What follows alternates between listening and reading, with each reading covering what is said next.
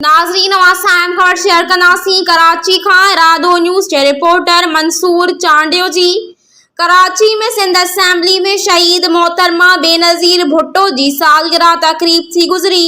तकरीब में पीपी अगवान MNA आसिफा भुट्टो ज़रदारी सालगिरह जो केक कटियो। कराची सिंध असेंबली में शहीद मोहतरमा बेनज़ीर भुट्टो जी 71वीं सालगिरह तकरीब मल्हाई वई।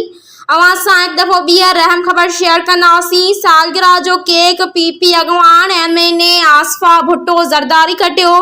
तकरीब में वॾे वज़ीर सैयद मुराद अली शाह, निसार खड़ो, शर्जील इनाम मेमण, अवैस कादिर शाह, आगा सिराज दुरानी ऐं ॿियनि शिरकत कई।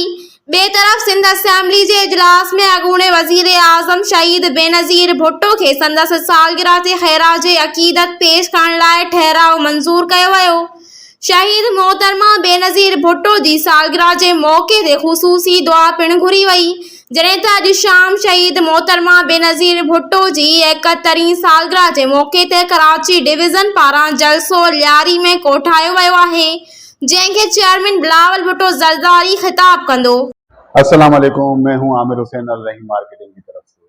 फरहान अली वारिस सिटी जो कि सेफ एंड सिक्योर प्रोजेक्ट है और तमाम इदारों से मंजूर शुदा है, प्री लॉन्चिंग के बाद अब करने जा रहे हैं अपने प्रोजेक्ट को लॉन्च।